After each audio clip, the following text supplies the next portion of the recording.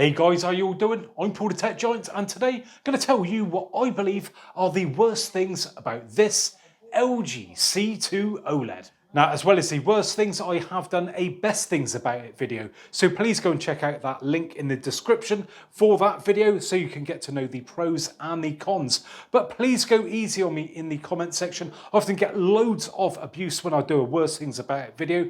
People seem to take it like personally, like it's an attack on their purchase. It is not, it's just to help you guys out. I've even had death threats in the past. Some guy said he was going to stab me over an opinion. Don't know how he was going to do that from the comfort of his mother's basement, but there you go. But I'm not going to let people put me off by saying the negative things, because at the end of the day, it wouldn't be fair if I only said the positives. So if you respect my honesty, do us a favour and give me a thumbs up and stick 2 fingers up to the haters. Right, let's crack on with the first worst thing about this LG C2 then.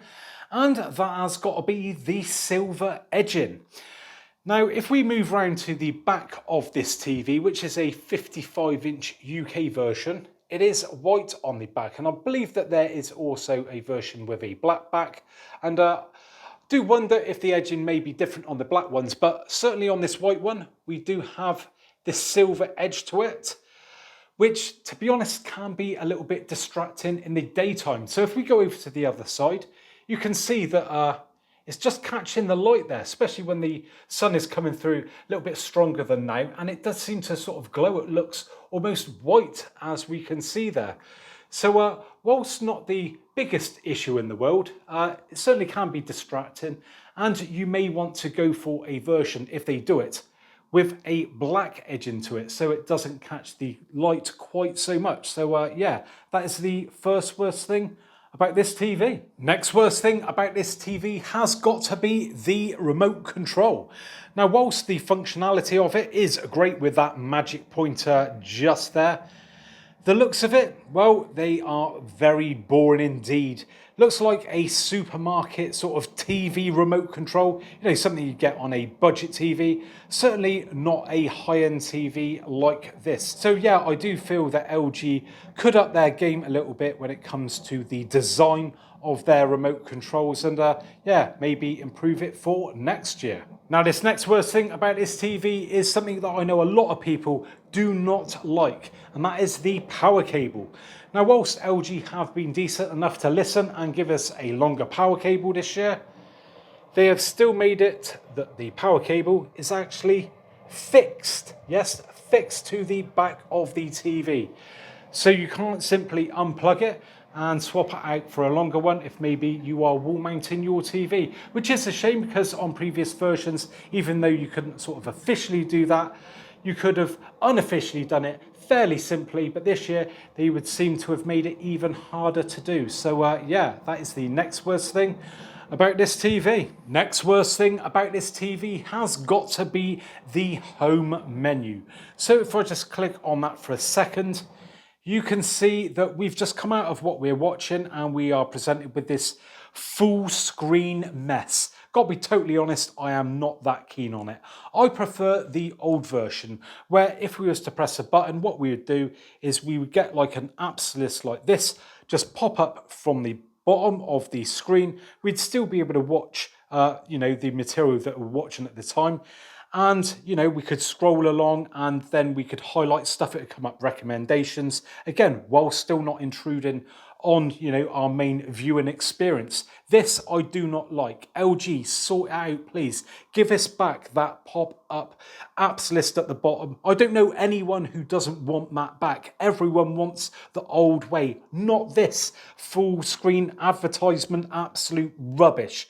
You know, if we want that, maybe do it that we can hold down a button to get this up, but give us the option that we could just get up that apps list if we want. That is what us customers want. So that is the next worst thing about this TV. Now, the next worst thing about this TV, again, is to do with the menus and such like, and that is the speed of it. Now, if I just press on the button there, it can be a little bit slow to react. It's, as you can maybe see there, press, bit of a lag. I feel that it could be snappier than that. Recently, I tested quite a cheap TV. I think it was about £500–600, and I'll tell you what, it was far snappier than that. I mean, look, if I press the button, so press, Big delay. Why? Why are we getting that delay? You know, in this day and age, that should be almost instant. I'll just do it again. So press. How long is that? Mega lag. So yeah, LG, please sort that out. And that is the next worst thing about this TV. Now, this next worst thing about this TV is how it comes set up out of the box. It is really stitching up the end user. Now, let me just show you what I mean. So this TV, when you get it out of the box, will look pretty dim.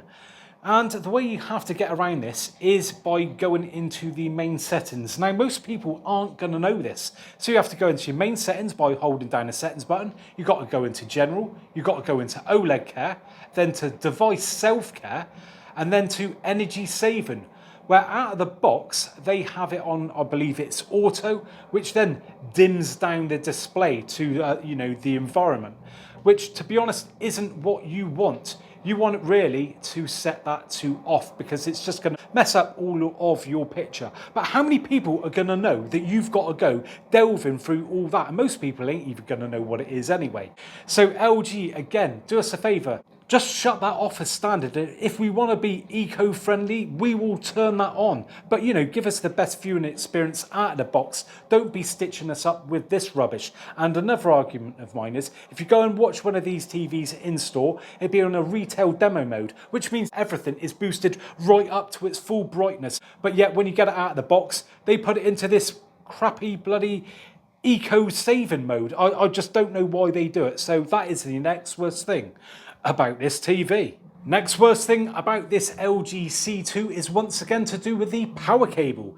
As if we just got to the top and I reach over and grab it, you will see that on this particular version, the one with the white back, comes with a white power cable. Not a fan of that, as you can see. Most people, I think, will have, like, you know, black HDMI cables.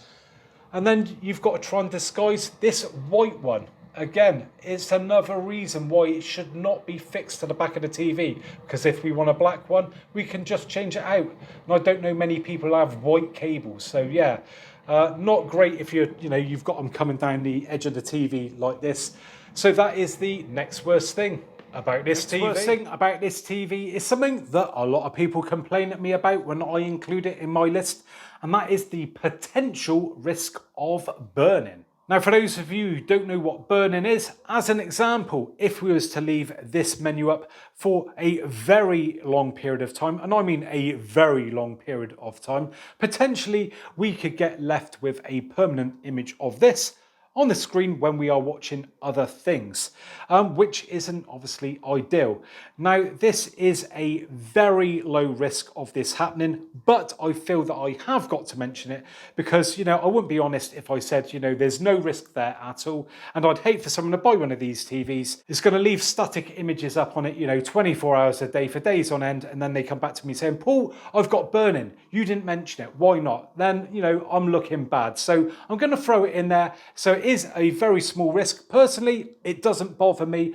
I've never worried about it. I've never experienced it, but I have had people come to me in the past saying they have experienced burning. So that is the next worst thing about this TV, and that is the small potential risk of burning. And there you have it then, guys. That is what I believe are the worst things about the LG C2 OLED.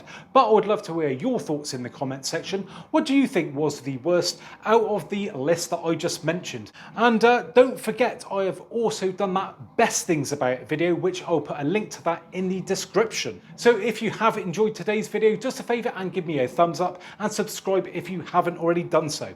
So thanks very much for joining me today, and hopefully I'll catch you guys on the next one. Bye for now.